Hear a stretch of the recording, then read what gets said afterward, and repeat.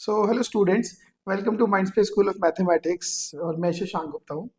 और हम 23 जनवरी 2026 का मॉर्निंग शिफ्ट का पेपर डिस्कस कर रहे हैं।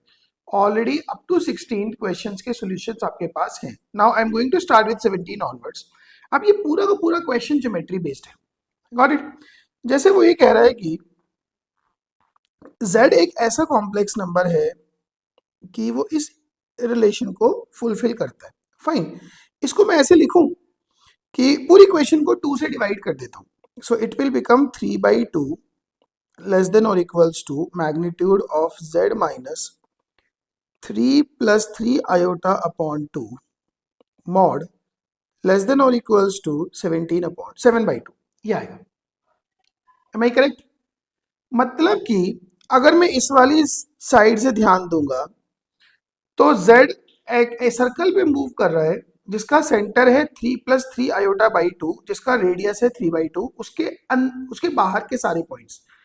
और अगर मैं राइट साइड से ध्यान दूंगा तो सेम सेंटर के साथ में 7/2 रेडियस के सर्कल के बाहर के सारे पॉइंट्स। तो आप ऐसे सोचो, एक तो ये सर्कल है, एक ये सर्कल है। Got it? दोनों के जो सेंटर्स हैं वो सेम है और आपका जो z है वो इस वाले पोर्शन में लाई कर रहा है, इन दिस एंटायर पोर्शन। बाहर वाला जो सर्कल है उसकी रेडियस 7/2 है और जो अंदर वाला सर्कल है उसकी रेडियस 3/2 है। ये दोनों कॉन्सेंट्रिक सर्कल्स हैं जिनका जो सेंटर है दैट सेंटर इज 3/2, 3/2। तो z इज इस पे मूव कर रहा है। Got it? अब जो वो पूछ रहे हैं वो क्या है, इसको ऐसे लिखूं मैं कि z minus 5/2 minus 3 iota by 2 mod z -5/2 -3 iota by 2, कि z का डिस्टेंस -5/2 -3 आयोटा बाई 2 से वो ये है -5/2 -3/2। तो z का इस पॉइंट से डिस्टेंस का मिनिमम वैल्यू पूछ रहे हो। तो हम क्या करेंगे, पहले ये वाला डिस्टेंस निकालेंगे। Say this is O P Q. They are asking you for P Q. तो पी क्यू क्या हो जाएगा? P Q is O P minus बाहर वाले सर्कल का radius 7/2। O P is what? Under root 5 -5/2 -3/2, so 8/2 square minus 7/2। एक minute 3/2 तो that is also 6/2 square. So that is 5 आ जाएगा finally, 5 minus 7/2। So your answer goes 3/2। Am I correct? तो इसमें ये काम आपको करना था।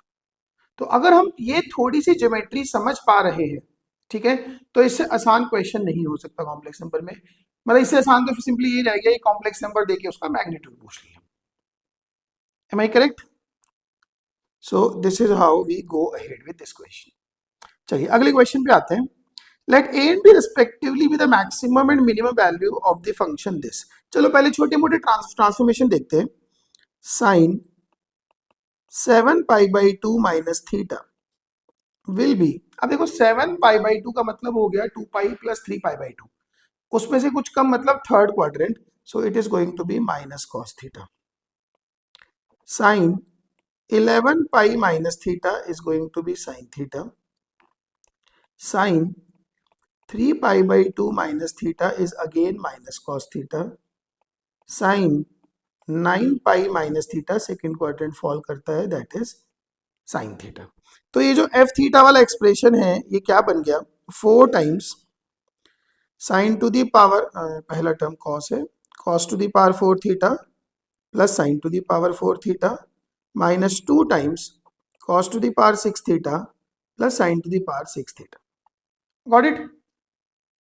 तो इस तरह से हम इस एक्सप्रेशन को एक्सपैंड कर सकते हैं।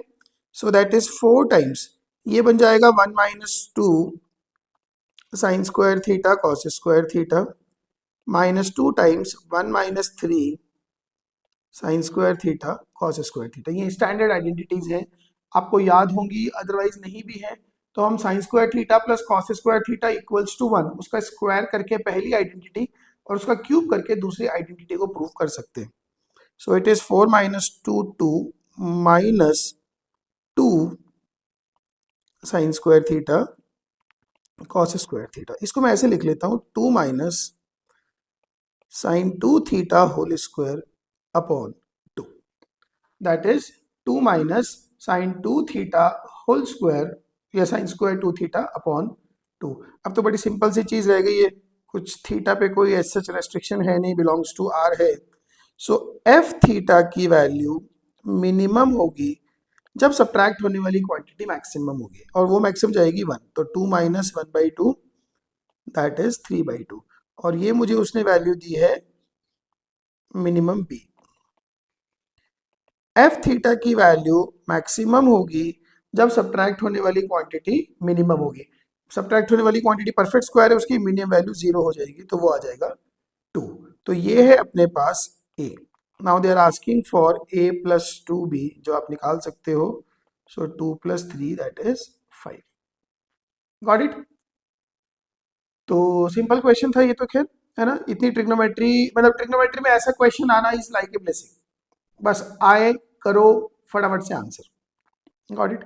चलिए, ये क्वेश्चन थोड़ा 10th टाइप क्वेश्चन है. A building construction work can be completed by two masons A and B together in 22.5 days. Fair enough. Now, mason A alone can complete the work in 24 days less than mason B. Then mason A alone will complete the work. Now, let's do one thing. Let A can complete the work in X days.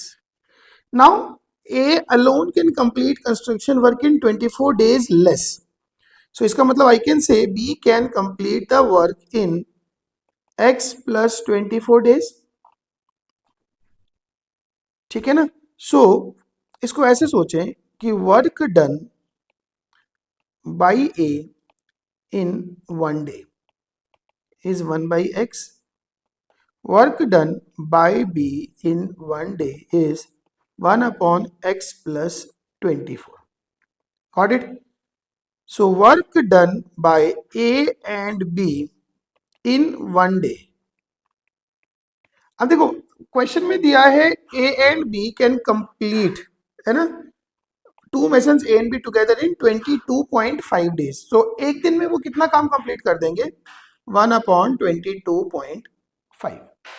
बस अब तो काम खत्म हो गया. एक दिन का काम A का 1 by X, एक दिन का काम B का 1 upon X plus 24 is equals to एक दिन का काम A एंड B का इज, इसको मैं लिख सकता हूं 2 upon 45.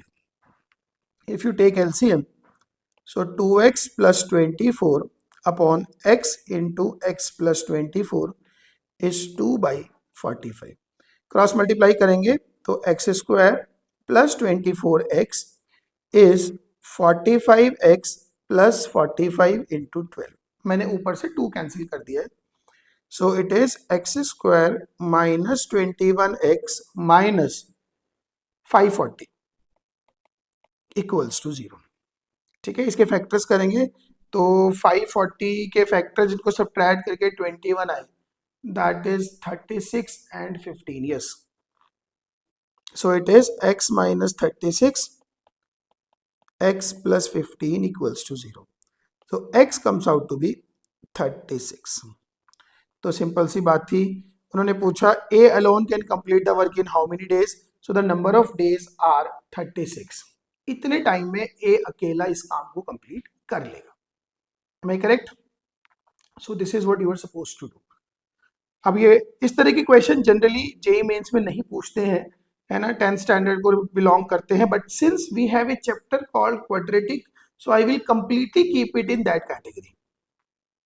ठीक है, सीबीएसई में अब थोड़े कम है, बट आईसीएसई में तो इस तरह के क्वेश्चन भरे पड़े हैं उनकी बुक्स में, 10th क्लास में, 9th में. ऑलराइट, चलिए, this is all from my side for today. अगली वीडियो में हम इसके आगे वाले क्वेश्चंस को डिस्कस करेंगे. We are left with just 6 questions which we are going to cover in next 2 videos. Alright, thank you so much, keep studying.